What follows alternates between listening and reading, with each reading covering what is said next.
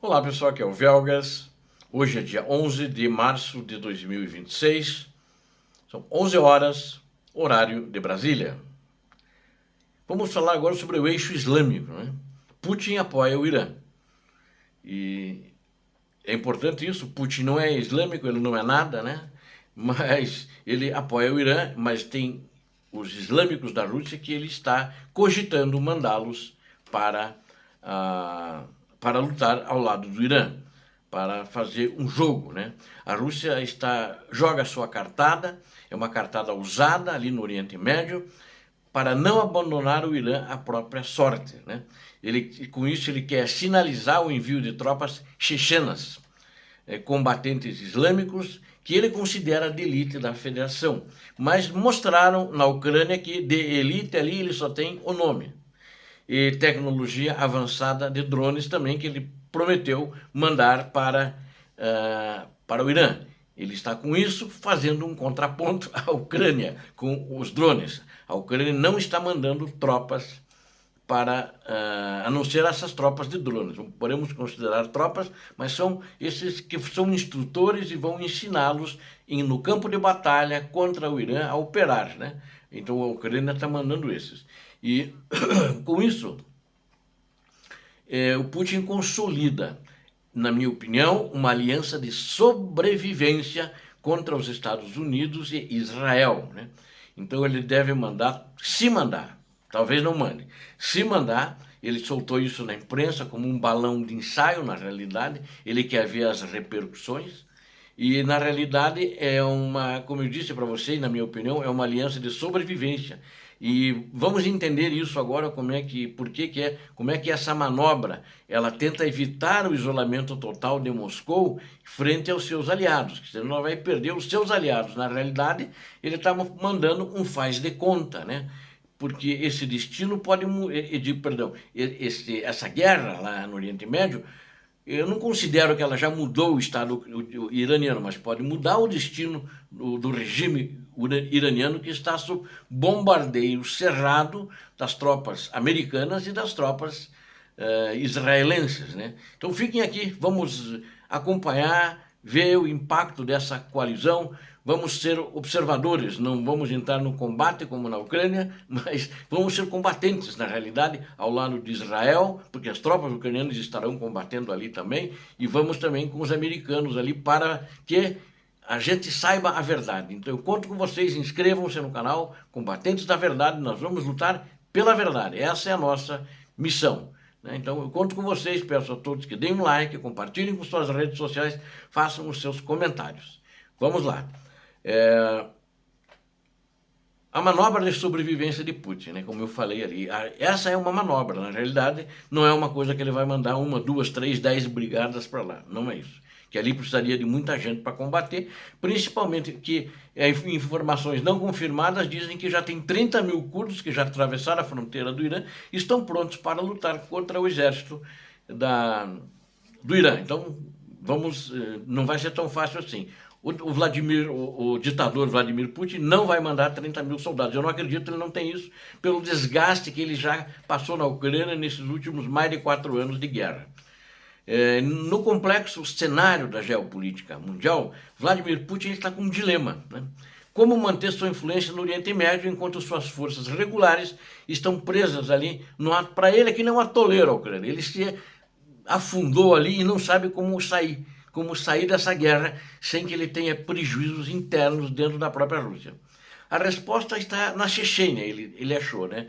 Ele tem mais ou menos razão nisso, né? Porque ela é uma república autônoma da Federação Russa, tem uma população majoritariamente islâmica. A Chechênia oferece ao ditador russo o recurso perfeito para apoiar o Irã sem mobilizar formalmente o exército russo. Mas é uma república russa, né? É autônoma, mas é da Rússia.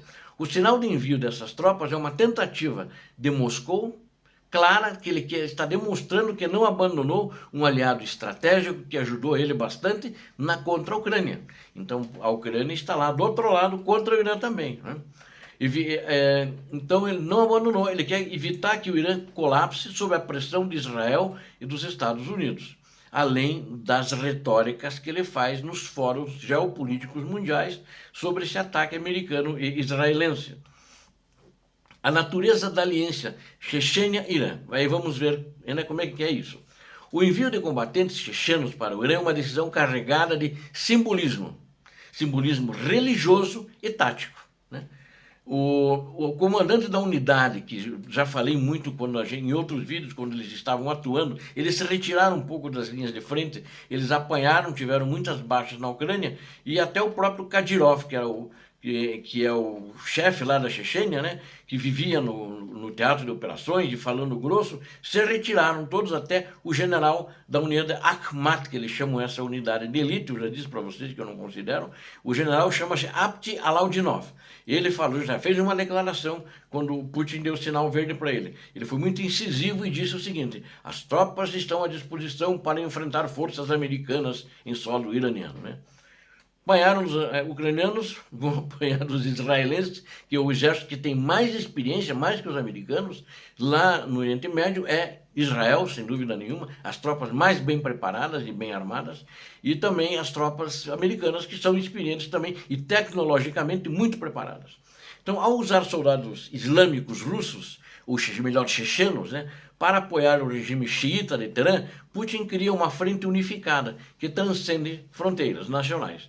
Essa manobra serve para salvar as aparências. É para isso que é essa guerra, as aparências da diplomacia russa, que recentemente falhou com aliados como a Venezuela, como a Síria, e agora tenta provar que o eixo Moscou-Teherã permanece inabalável, mesmo que a ajuda russa seja limitada pelo desgaste na Ucrânia. Ou seja, ele está tentando fazer alguma coisa para salvar as aparências, que ele não fez na Síria e tampouco fez na Venezuela. E está sendo muito criticado, inclusive, né? No meio deles, né? Na realidade, a Rússia nunca foi uma superpotência, porque a economia dela é pífia, né? A economia dela é igual a uma economia de terceiro mundo, né?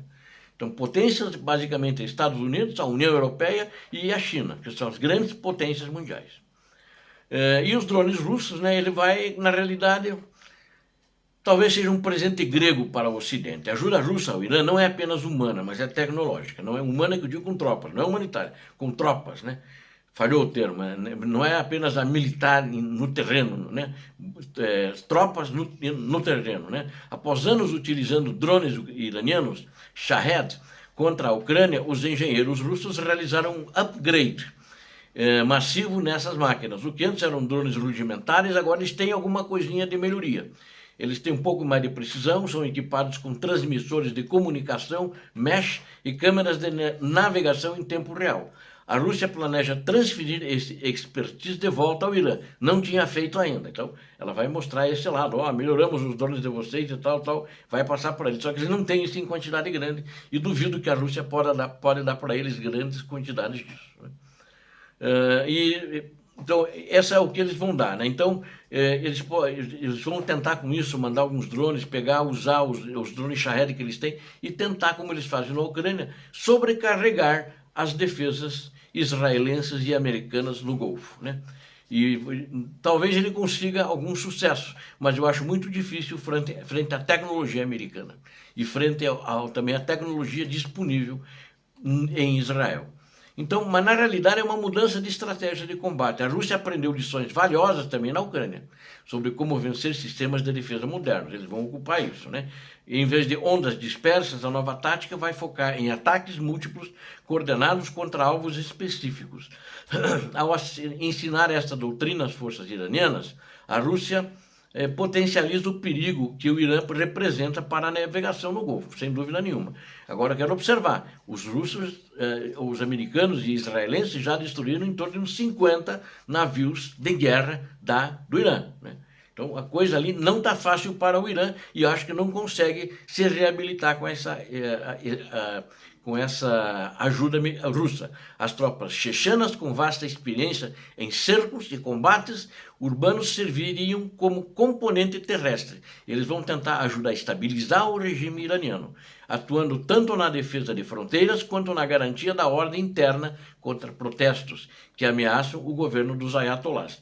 E isso é muito apropriado, que o Putin quer mandar esses caras eles têm afinidades religiosas, esse é um fator importante, mas ele quer mandar porque existe um clima de animosidade, um clima até de independência da Rússia, né? E o Razan, que é o chefe o Kadyrov, né? Ramzan Kadyrov, que é o chefe da Chechênia, ele está doente, está muito mal, até tinha aí notícias que ele estava para morrer, parece que está bom.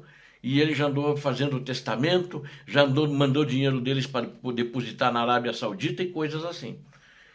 Então ele está usando essas tropas para não haver nenhum problema, para esvaziar um pouco, para esvaziar as ameaças de se tiver combates com os chechenos numa terceira guerra contra a Chechênia, que eu já teve duas lá, e eles acabaram prevalecendo porque fizeram um acordo com o Kadyrov, né? E existem também limitações de desespero geopolítico, né? Apesar da retórica agressiva, né, é preciso analisar a fragilidade da posição russa. Tudo isso que eles estão falando acaba virando, a gente já conhece, é muita baboseira e é muita mentira, é muita desinformação. O governo de Putin está ansioso para sinalizar disposição em ajudar, né, como já vimos, mas suas opções reais são restritas pelas pesadas perdas de pessoal, vimos agora nos vídeos anteriores, né, e equipamentos na Ucrânia.